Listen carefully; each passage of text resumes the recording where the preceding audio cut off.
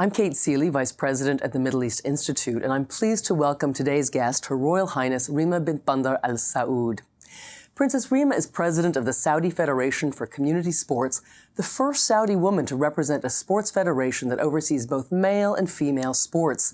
She's also vice president for development and planning at the Saudi Arabian Sports Authority, but she's involved in so much more, including community health and promoting business and women's development. Princess Reema, thank you so much for joining us today. It is such a pleasure and an honor. Thank you for having me. I'd like to focus on the topic of sports and how they tie in with Saudi Vision 2030, which is often described as a roadmap for the kingdom's economic, cultural, and social development. With the many challenges the country faces at present, why is it important that the kingdom engage more Saudis in sports? Well, one of the important things to realize when we talk about sports, we're not just talking about the individuals playing the sport. There's a whole ecosystem around that, which is immediate job creation. By instigating a sports economy and supporting the individual athletes, we're actually creating a diverse value chain for women to participate, for men to participate, and for children and their families to be reconnected. When we talk about social integration, for us, it's actually reintroducing the mother and the father to the concept of the family. Family participation in sports is what will allow us as a community to really embrace the beauty of our nation. We have beautiful mountains, we have the beach side, we've got amazing spaces that frankly we weren't using before. And as the mass participation community sports activation mandate that I have, what we would like to do is really encourage young people to go out and participate in their health and well-being through the vehicle of sports. And that's critical because today we have a diabetes crisis, obesity crisis. And those are things that, to be honest with you, if we really re-engaged with health and well-being from a physical point of view, we could drop those numbers down.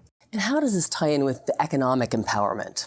So when we talk about economic empowerment and job creation, there is no more interesting and dynamic place to work than the sports sector. Any job that you could imagine, if you put the word sports before or after it, exists. Marketing, their sports marketing, medicine, their sports medicine. It's more than the athlete. The athlete is wonderful. The athlete is the kind of perhaps the pulse that keeps everything going, but the job creation around that, in infrastructure, in training, in development, it's all there. And that's where, when we talk about the economic value of sports is bigger than the athlete, that's where it is. It's also in the retail, it's in design, it's in manufacturing and light manufacturing.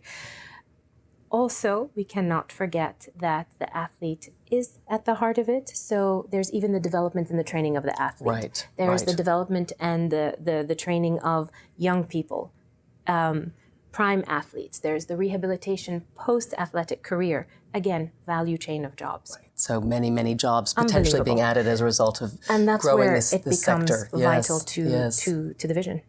Well, let's talk specifically about women in sports. And until recently, sports for girls in public schools was banned. The ban was lifted last year. But I imagine now so much needs to be done to engage Saudi women in sports. There are cultural perceptions that have to be changed, infrastructure that has to be built. What are the priorities right now, and what kind of opportunities for women do you see emerging out of this push for women in sports? So the priority when we talk about the inclusion of PE in girls' school is to make sure that there are PE teachers.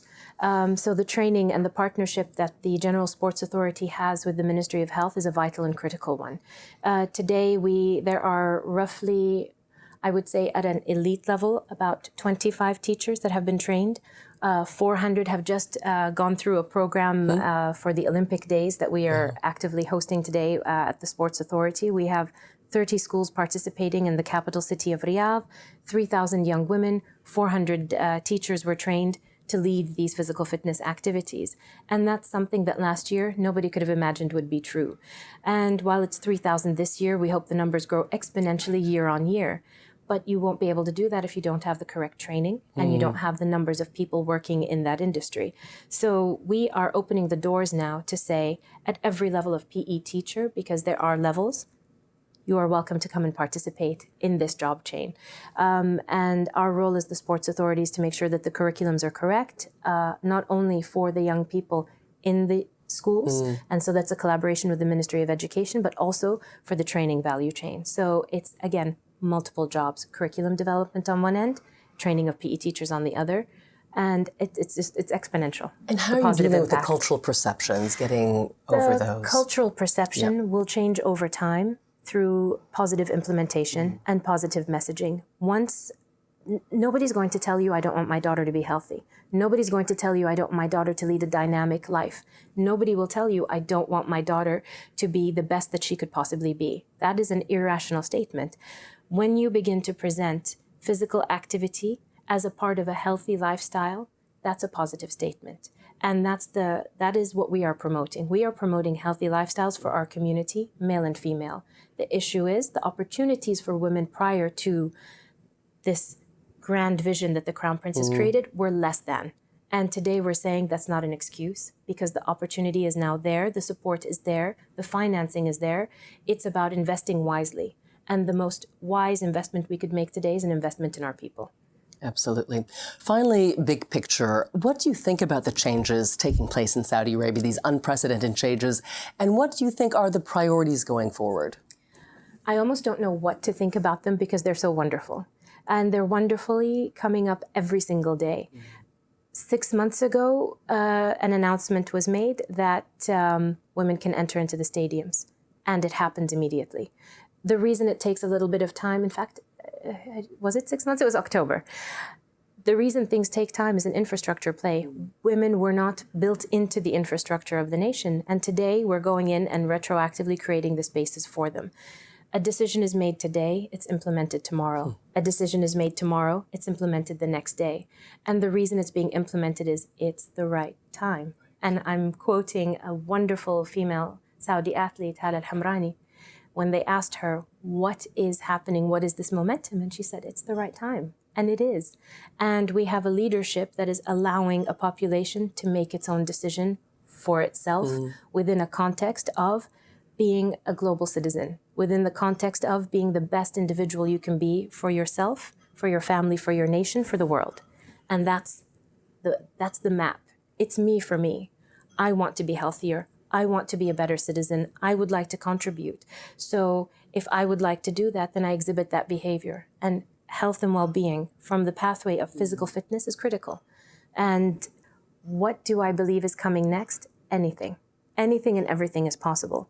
And I don't believe that that's a sentiment that you could have said prior, not because of any reason of forced no's, but now it's a public yes.